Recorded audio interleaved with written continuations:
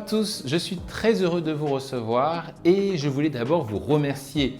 La dernière vidéo a extrêmement bien fonctionné et ça c'est grâce à vous. Alors pour vous remercier également, je vous invite à repartir dans une nouvelle destination. Un pays européen fait de contrastes. D'abord, ce pays récolte plus de médailles aux Jeux Olympiques d'hiver qu'aux Jeux Olympiques d'été. Mais attendez, c'est aussi un pays qui accueille tous les rois du pétrole alors qu'il ne produit pas une seule goutte. Un pays également qui est mondialement connu pour ses cafés alors qu'il n'en cultive pas. Un pays qui est le berceau du croissant alors que nous n'allons pas parler de la France. Et un pays qui a produit dernièrement des boissons énergétiques comme par exemple, vous savez, celle avec les 2 taureaux rouges. Un pays également qui est membre de l'Union européenne mais qui n'est pas membre de l'OTAN. Et un pays qui a l'un des plus vieux drapeaux au monde. Un pays enfin qui est le berceau de la musique classique, de Mozart, d'Haydn, de Schubert, mais également d'artistes comme un certain Schwarzenegger. Eh bien, ce pays, c'est l'Autriche. Et si cela vous intéresse, je vous invite fortement à regarder ce qui suit.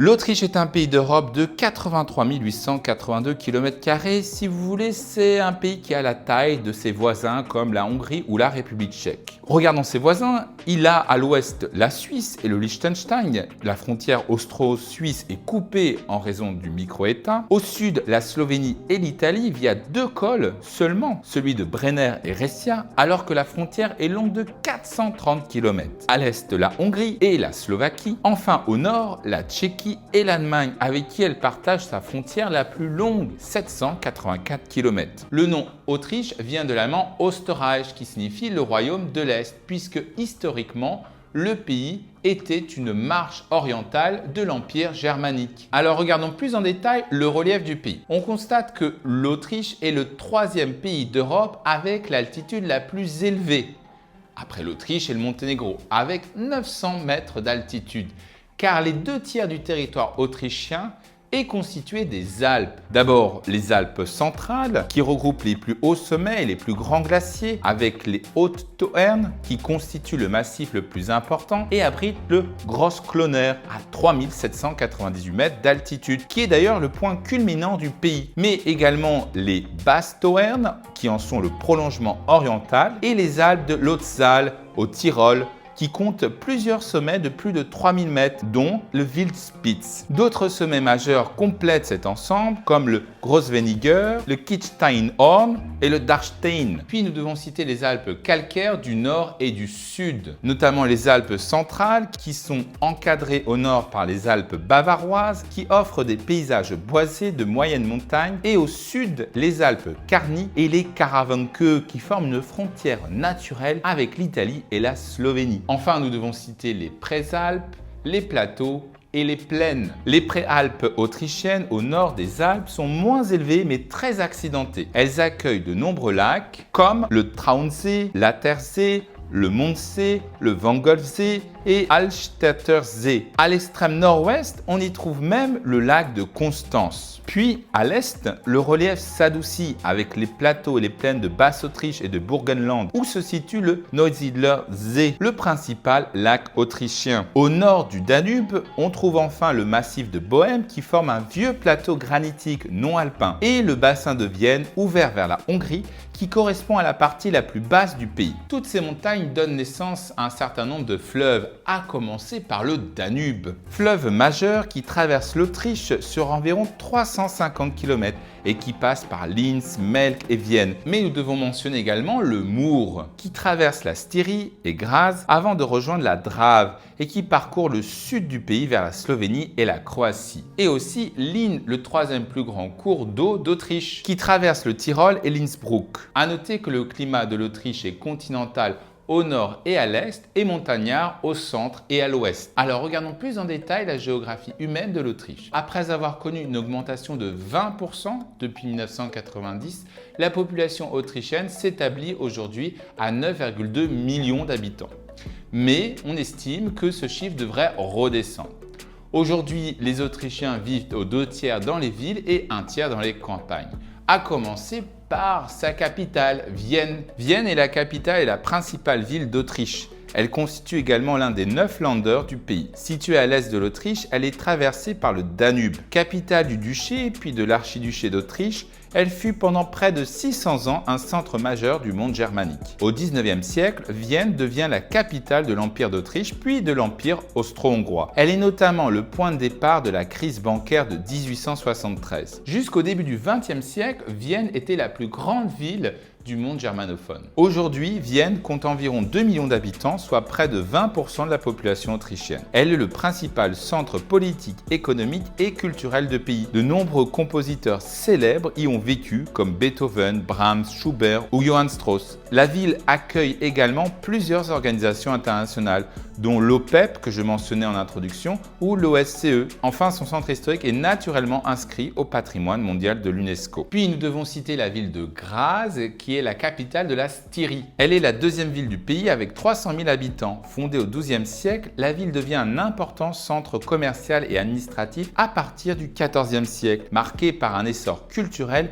et architectural, notamment à travers ses édifices Renaissance et baroque. La ville joua ensuite un rôle de place forte stratégique face à l'Empire ottoman. Puis au XIXe siècle, la ville connaît l'industrialisation, ce qui permet à celle-ci de constituer au XXe siècle un centre urbain et éducatif majeur. En 1999, le centre historique de la ville a été inscrit au patrimoine de l'UNESCO. Puis nous devons mentionner la ville de Linz, troisième ville d'Autriche avec 200 000 habitants. Elle est située sur le Danube et se trouve à l'extrême nord du pays, à peine 30 km de la frontière tchèque. Camp romain à l'origine, elle abrite une importante industrie lainière dès le XVIIe siècle et continua de grossir les années suivantes. Aujourd'hui, cette tradition continue avec des géants comme Voestalpine en sidérurgie, faisant de Linz le moteur économique de l'Autriche moderne. Et enfin, la ville de Salzbourg, la quatrième ville d'Autriche, avec une population de 150 000 habitants. Située près de la frontière allemande, elle occupait une ancienne colonie romaine. La ville fut ensuite fondée en 696 comme siège épiscopal. Elle devient le siège de l'archevêché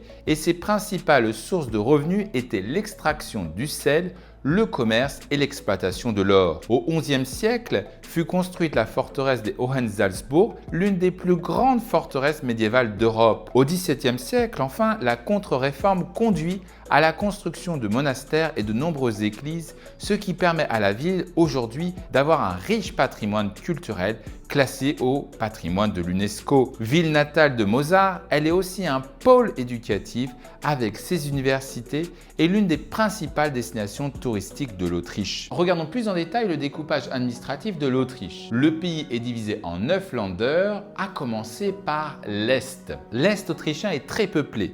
Il s'ouvre sur la Hongrie, la Slovaquie et la République tchèque. C'est le cœur politique et économique du pays, organisé autour du bassin viennois et du Danube. Au-delà de la capitale, Vienne, que nous venons de mentionner, l'Est comprend également la Basse-Autriche, la plus grande région du pays. Ceinturant Vienne, c'est un espace agricole fertile et industriel, comprenant la mécanique, l'agroalimentaire, mais également riche en châteaux et en abbayes baroques. Il faut citer aussi à l'Est le Burgenland, à la frontière hongroise, longtemps périphérique et rural, aujourd'hui tourné vers le vin, les énergies renouvelables et le tourisme du lac de Neusiedler. Son histoire est marquée par les influences hongroises et croates. Puis nous devons nous intéresser au nord. Le nord du pays correspond à la Haute-Autriche, région industrielle et agricole bordée par la Tchéquie et la Bavière. Son économie repose sur la sidérurgie à Linz, que nous avons évoqué, mais également l'industrie mécanique, le bois et la chimie. C'est l'un des moteurs industriels du pays avec une forte tradition ouvrière. Le relief alterne montagnes préalpines et vallées fluviales. Historiquement, la région a joué un rôle central dans la construction économique de l'Autriche moderne. Puis nous devons indiquer le centre. Le centre du pays est occupé par la Styrie qui est le deuxième land par la superficie. C'est un espace de contraste avec un nord montagneux et forestier mais un sud viticole et agricole. Avec sa capitale, Graz, l'économie y est diversifiée. On peut mentionner l'automobile ou la métallurgie. Historiquement, la Styrie formait une marche frontalière du Saint-Empire romain germanique et un foyer industriel dès le 19e siècle. Puis nous devons mentionner le Sud. Le Sud est une région transalpine ouverte sur l'Italie et la Slovénie, marquée par la diversité linguistique et culturelle. Il comprend la Carinthie avec la vallée du Drave, au climat doux tourné vers l'hydroélectricité, l'industrie et le tourisme des lacs. Région bilingue allemand-slovène, elle conserve un patrimoine multiculturel. L'ensemble du Sud est réputé pour sa convivialité, sa gastronomie et ses paysages alpins verdoyants. Et enfin, l'Ouest. L'Ouest autrichien est dominé par les Alpes, les vallées encaissées et les stations touristiques. C'est la partie la plus montagneuse et la plus touristique du pays. Il comprend Salzbourg, déjà mentionné, mais aussi le Tyrol, grand land alpin divisé entre le Tyrol du Nord et le Tyrol oriental, célèbre pour ses stations de ski, son tourisme d'été et son identité forte. Innsbruck en est la capitale et un centre universitaire et sportif reconnu. Et puis le Vorarlberg qui est situé à l'extrême ouest et qui est plus tourné vers la Suisse et l'Allemagne, au riche tissu industriel et artisanal. L'ouest est moins peuplé mais concentre une forte prospérité grâce au tourisme et à l'industrie de pointe. Concernant le tourisme, nous devons d'abord mentionner le patrimoine culturel, à commencer par Vienne et notamment le palais de Schönbrunn, mais aussi Hofburg, l'ancien palais impérial, l'Opéra de Vienne, mais aussi la cathédrale Saint-Étienne. Nous avons aussi Salzbourg, la ville natale de Mozart, avec sa forteresse Hohensalzburg et le centre historique, mais aussi la ville d'Innsbruck, la fameuse ville alpine avec le toit d'or et ses sports d'hiver. Et enfin Graz, dont son centre historique est classé au patrimoine UNESCO, avec notamment le Scholzberg, une colline fortifiée. On y trouve aussi la célèbre tour de l'horloge. Concernant son patrimoine naturel, l'Autriche en regorge également. D'abord, les Alpes autrichiennes, excellentes pour le ski, la randonnée ou tout simplement admirer les paysages alpins. Le Tyrol et le Vorarlberg, qui sont des régions de montagne très touristiques. Et puis, il ne faut pas oublier de mentionner le Großglockner, le plus haut sommet d'Autriche, et sa fameuse route alpine qui permet d'avoir une route panoramique célèbre. Enfin, il faut citer les lacs et les paysages, à commencer par le Salzkammergut, une région de lacs et de montagnes très touristique située entre Salzbourg et la Haute-Autriche. On y retrouve les fameux lacs de Wolfgangsee, Altstadtsee, mais aussi le fameux village emblématique Altstadt, l'un des plus photographiés d'Europe. Enfin, dans la Carinthie, on trouve le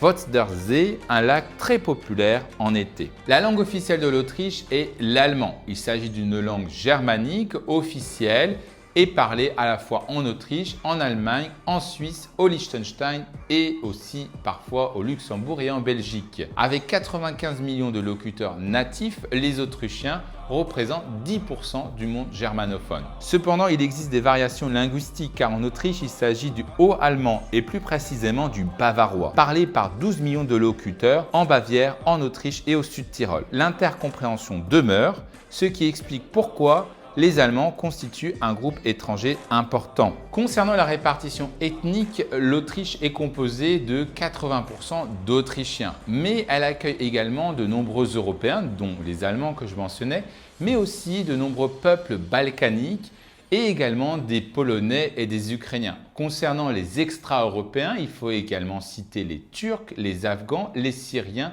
et les Iraniens. Alors, comment explique-t-on cette situation linguistique? Eh bien, là encore, c'est l'histoire qui va nous donner les clés. On note une présence humaine très ancienne sur le territoire autrichien, puisqu'on y a retrouvé la Vénus de Willendorf, datée de moins 25 000, l'un des objets préhistoriques les plus célèbres d'Europe. Et puis, vers moins 5500 avant notre ère, l'Autriche connaît le passage de sociétés de chasseurs-cueilleurs à d'agriculteurs-éleveurs, notamment avec l'arrivée de la culture de rubanés. Les populations se sédentarisent, fondent des villages permanents, développent la poterie, le tissage et les échanges, notamment autour des ressources précieuses comme le sel et plus tard le cuivre. Aujourd'hui, on retrouve les sites de Brumangerbirge près de Mödling qui témoignent de cette période. Après la culture du rubané, Le néolithique se poursuit avec notamment la culture de l'Engiel, présente dans l'est de l'Autriche jusqu'à -4000. Mais la transition la plus importante s'opère à l'âge de bronze vers -1300 avant notre ère, avec la culture des champs d'urnes qui prépare l'émergence de la culture de Hallstatt. Puisqu'entre -800 et -450, le territoire autrichien connaît la fameuse civilisation Hallstatt, la plus grande civilisation celtique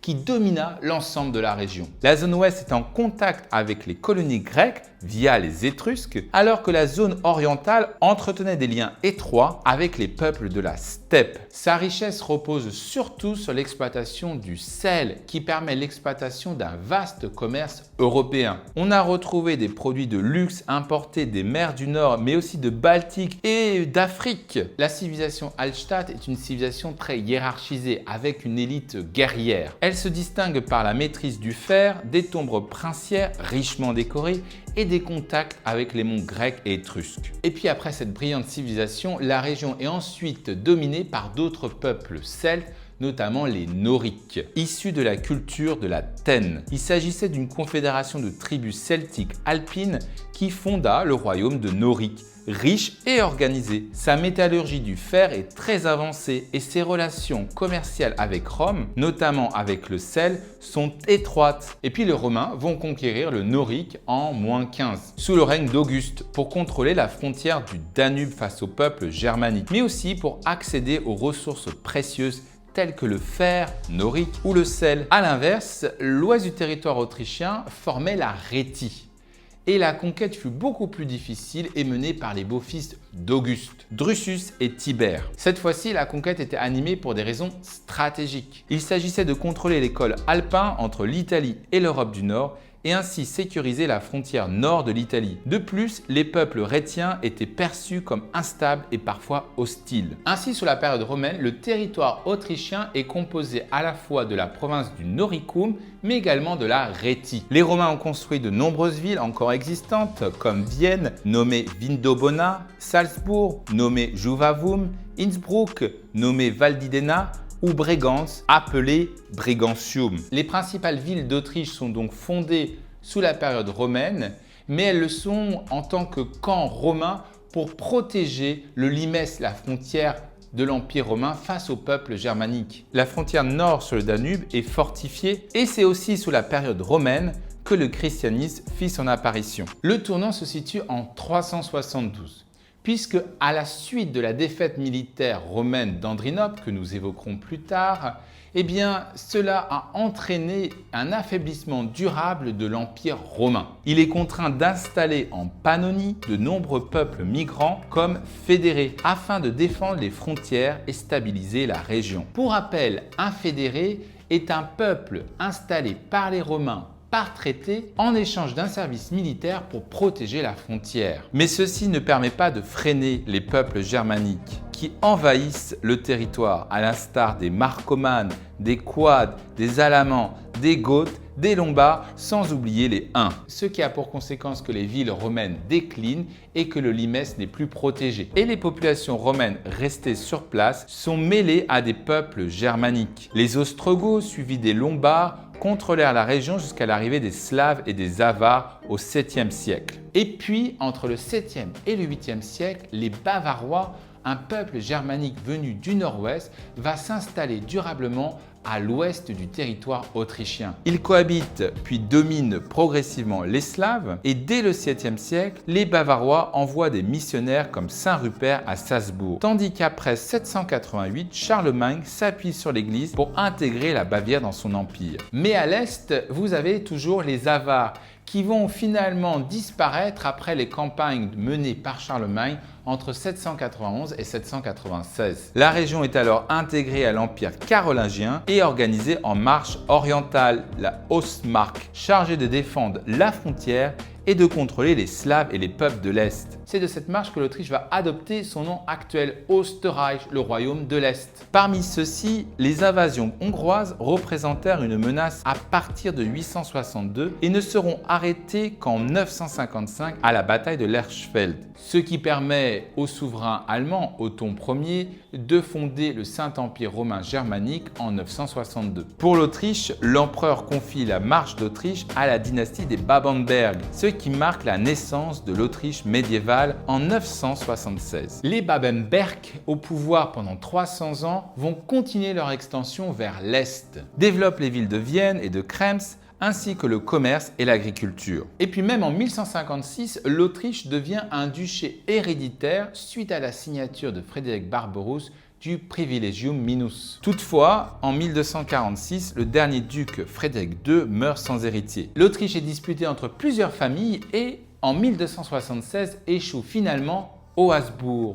Alors, qui sont-ils? Les Habsbourg viennent à l'origine de Suisse. Leur nom vient du château de Habsbourg, situé près du Rhin. Il s'agit donc d'une famille de nobles germaniques. Ils servent fidèlement les empereurs du Saint-Empire romain germanique et accumulent progressivement des terres en Alsace, en Suisse, en Souabe, en échange de leur loyauté. Mais le tournant est représenté par Rodolphe de Habsbourg. Né simple comte en Suisse en 1273, Rodolphe Ier de la maison des Habsbourg est élu roi des Romains car il s'agissait d'un habile diplomate et qu'il était soutenu par les princes allemands. En tant que bon chef de guerre, Rodolphe Ier de Habsbourg va défaire Ottokar II que nous avons abordé dans la vidéo sur la Tchéquie.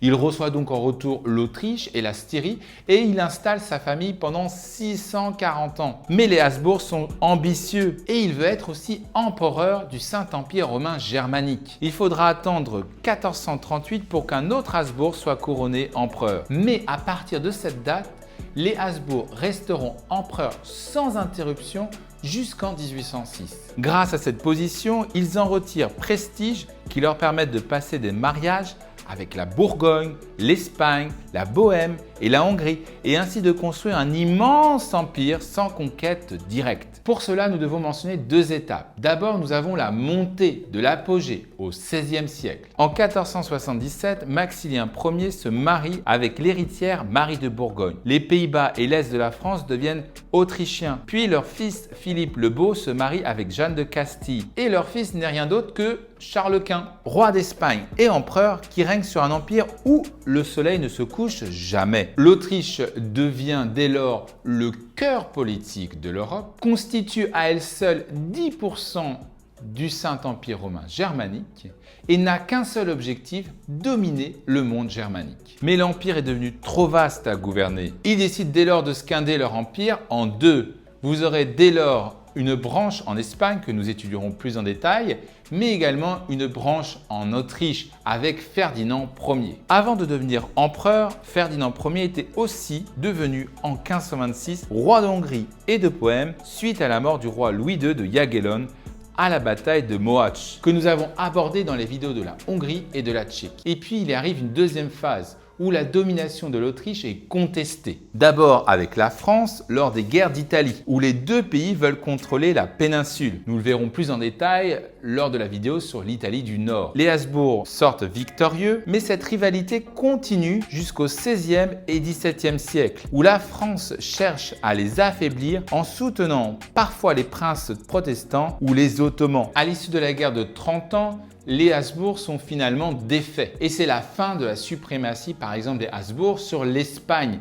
Et la domination politique des Autrichiens va se replier sur l'Europe centrale. Et puis après la France, vous avez également les princes protestants. Car les Habsbourg, en tant qu'empereurs du Saint-Empire romain germanique, restent très attachés à la religion catholique et à l'autorité impériale. Malgré une issue temporaire à la paix d'Augsbourg, dont nous reparlerons dans la vidéo sur l'Allemagne du Sud, le conflit s'étire jusqu'à la fin de la guerre de 30 ans, à l'issue de laquelle les Habsbourg perdent beaucoup de pouvoir réel, car les princes deviennent presque souverains. Par ailleurs, la reconnaissance des églises protestantes conduit à l'imposition dans les territoires autrichiens de la contre-réforme. Et puis après la France et les princes protestants, le troisième adversaire des Habsbourg n'est rien d'autre que l'Empire ottoman, dont la rivalité va commencer à partir de 1526 à la bataille de Mohács et va continuer jusqu'à la fin du XVIIIe siècle. En effet, 1526 entraîne l'effondrement du royaume de Hongrie et conduit rapidement au premier siège de Vienne en 1529. Le sultan Soliman le Magnifique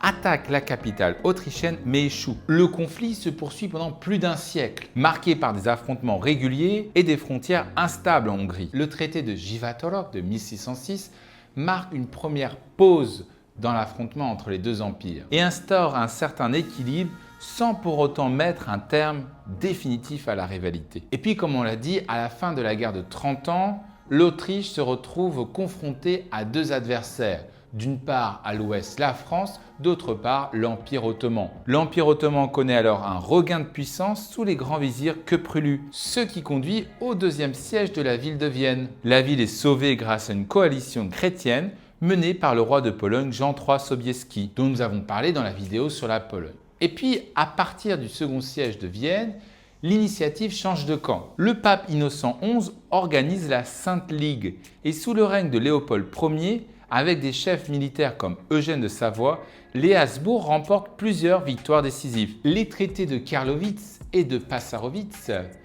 consacrent le recul ottoman et cèdent la Hongrie à l'Autriche. Ce conflit quasi permanent, long et coûteux, permet néanmoins à l'Autriche de renforcer son armée, de mettre en place un état militaire efficace, fondé sur des progrès en artillerie, en infanterie et en organisation tactique. Et puis la position centrale de l'Autriche en Europe facilite la défense de ses frontières, tandis que l'Empire ottoman, vaste, multiethnique et multiconfessionnel, souffre de tensions internes, de provinces instables et de conflits de succession. Enfin, les alliances européennes, notamment la Sainte Ligue, jouent un rôle essentiel dans la victoire autrichienne. Ainsi, l'élimination du danger turc permet l'essor de l'art et de la culture, notamment avec l'édification de palais comme le château de Schönbrunn ou le Belvédère. Le fils de Léopold Ier de Habsbourg, Charles VI, n'a pas de fils et signe donc la pragmatique sanction, ce qui provoque la guerre de succession d'Autriche, sanctionnée de pertes de territoire dont la Silésie, que nous verrons plus en détail dans l'Allemagne de l'Est. Mais de manière générale, les règnes de Marie-Thérèse ainsi que son fils Joseph II sont plutôt positifs. Ils modernisent l'administration, renforcent l'armée, font des réformes importantes dans l'éducation. Marie-Thérèse est mondialement connue pour être la mère de Marie-Antoinette et aussi du croissant. Le Thaler de Marie-Thérèse va durer 200 ans. En somme, un pouvoir beaucoup plus centré sur les réformes que sur l'expansion, malgré le dualisme avec la Prusse. Après l'intervalle de Napoléon, l'Autriche est au sommet diplomatique. Elle organise au congrès de Vienne ce qu'on va appeler le système Metternich, du nom de son Premier ministre, qui maintient l'ordre social contre les nationalistes de 1820 à 1848. L'Autriche est un régime politiquement fort, mais rigide et surtout constitué d'un empire multiethnique. Elle survit au choc des révolutions de 1848, mais les défaites extérieures l'affaiblissent et l'excluent de l'unité allemande. 1848 est un tournant majeur dans l'histoire moderne autrichienne, puisqu'il constitue le début du règne de François-Joseph Ier, le plus long règne de l'Autriche. Cette période est d'abord marquée par une relative libéralisation politique, l'industrialisation, le développement de l'éducation, mais aussi par l'essor des nationalismes au sein de l'Empire. En 1866, à la bataille de Sadowa, l'Autriche est défaite par la Prusse et elle doit donc se réorganiser administrativement. François-Joseph instaure alors, en 1867, la fameuse double monarchie austro-hongroise, composée de deux États mais dirigée par un seul empereur. Si ce compromis apaise les revendications des Hongrois, il ne résout en rien les aspirations des autres peuples, ce qui en fait une solution partielle, et cette fragilité est résumée en 1876 par le Premier ministre britannique Gladstone, qui qualifie l'Empire austro-hongrois comme nouvel homme malade de l'Europe. L'Autriche se dirige au début du XXe siècle vers la Première Guerre mondiale, marquée justement par l'assassinat de l'héritier de François-Joseph, François Ferdinand. L'Autriche-Hongrie déclare la guerre à la Serbie, mais s'effondre en 1918. Elle est obligée de signer le traité de Saint-Germain qui lui fait perdre la Bohême, la Hongrie, les territoires slaves et italiens, à l'instar du Tyrol Sud, pourtant peuplé majoritairement d'Allemands. Les Autrichiens, peuple vaincu, ne peuvent même pas bénéficier du droit des peuples à disposer d'eux-mêmes. On leur interdit de rejoindre l'Allemagne de crainte d'une nouvelle guerre. En 1920, un référendum sur la Carinthie sauve l'intégrité autrichienne. La disparition de l'Empire austro-hongrois en 1918 constitue une rupture majeure. L'Autriche perd son statut de grande puissance et devient un État européen réduit, économiquement fragile et politiquement instable en quête d'identité. Puis, entre l'entre-deux-guerres, L'Autriche connaît la Première République, un régime politique instable qui connaît les crises économiques. En 1934, une guerre civile autrichienne éclate et un régime autoritaire apparaît. Entre 1934 et 1938, l'Autriche est un régime autoritaire isolé sur la scène internationale. Il subit une pression croissante de l'Allemagne nazie jusqu'à l'Anschluss. L'Anschluss, qu'est-ce que c'est? C'est l'annexion de l'Autriche par l'Allemagne imposée sans résistance en mars 1938. L'État autrichien n'existe plus à partir de cette date. À la fin de la Seconde Guerre mondiale, l'Autriche réapparaît. Mais à l'instar de l'Allemagne, il est divisé entre les 4 vainqueurs. Vienne est aussi divisée comme Berlin. Cette situation perdure jusqu'en 1955, date de la signature de l'État autrichien. L'État autrichien réapparaît, mais elle consacre également sa neutralité. C'est pour cela qu'aujourd'hui, l'Autriche n'est pas membre de l'OTAN. Depuis, le pays a retrouvé une stabilité politique, a développé un État-providence et est entré dans l'Union européenne en 1995 et dans la zone euro en 1999. Concernant l'économie autrichienne, nous pouvons constater que sur les 20 dernières années, la croissance est relativement stable mais modérée, ce qui est typique en fait des économies matures mais développées. La croissance oscille le plus souvent entre 1 et 2,5% avec quelques pics ponctuels. Ainsi, nous pouvons citer quelques chocs majeurs comme la crise de 2008, la crise de l'euro en 2010 et la pandémie en 2020, puis un ralentissement lié à l'inflation et à la crise énergétique. Le PIB de l'Autriche en 2000 se situait autour des 200 milliards, il est aujourd'hui à plus de 500 milliards de dollars. Le PNB par habitant a lui doublé puisqu'il est passé d'à peu près 24 000 à 52 000 dollars par habitant. Le chômage est plutôt resté stable, autour de 5%. Enfin, la monnaie du pays est l'euro. Regardons les secteurs économiques. Alors, on constate que le secteur primaire est très faible, 1%, car l'Autriche est un pays montagneux disposant de très peu de ressources naturelles. L'agriculture est surtout de qualité et non de masse. Le secteur secondaire est plutôt important pour un pays industrialisé, parce que l'Autriche est spécialisée dans les machines et équipements, la métallurgie, l'automobile, la chimie et le bois. Enfin, le secteur tertiaire constitue 72% du PIB car il comprend le tourisme, très important, surtout alpin et culturel, le commerce, les transports, la banque, les assurances et les services publics.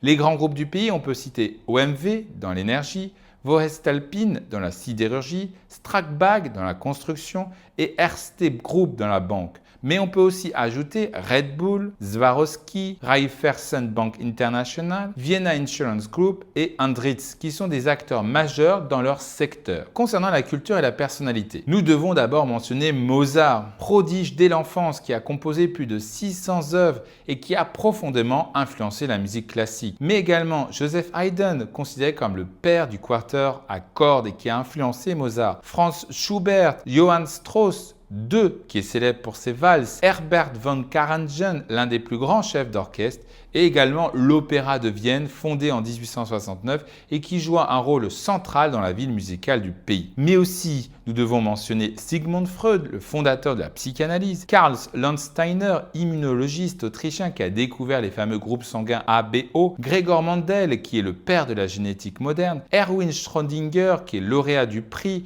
l'un des fondateurs de la mécanique quantique, ou Gustav Klimt. L'Autriche est aussi marquée par l'économie, avec des penseurs comme Friedrich Hayek, prix Nobel économie en 1974, ou Joseph Schumpeter. Le pays compte également des prix Nobel de chimie, a également obtenu 5 prix Nobel de médecine, dont celui d'Eric Kandel, 2 prix Nobel de littérature et un prix Nobel de la paix. Enfin, Arnold Schwarzenegger est une figure autrichienne mondialement connue pour le cinéma et la politique. Concernant la gastronomie, il faut d'abord mentionner le schnitzel, la fameuse escalope de veau panée et frite, mais également le Tafelspitz, ce pot-au-feu de bœuf, le goulash que nous avons mentionné dans les autres vidéos de l'Europe centrale, la Zuckertorte, un gâteau au chocolat, le Apfelstrudel qui est une tarte aux pommes et bien sûr les viennoiseries qui tirent leur nom de Vienne. Concernant le sport, l'Autriche a remporté 2 fois plus de médailles aux Jeux Olympiques qu'aux Jeux d'été comme je le mentionnais en introduction. Le pays a accueilli les Jeux Olympiques d'hiver à 2 reprises en 1964 et en 1976. Les sports d'hiver occupent une place centrale,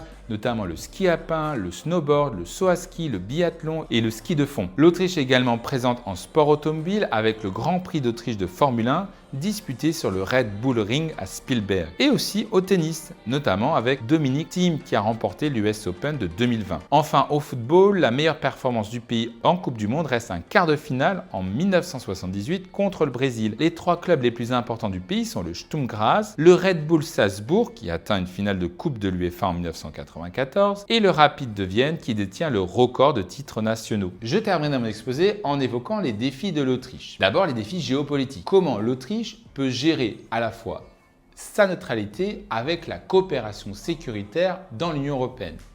Des défis également politiques, notamment avec la montée des partis contestataires et le sujet délicat de l'immigration.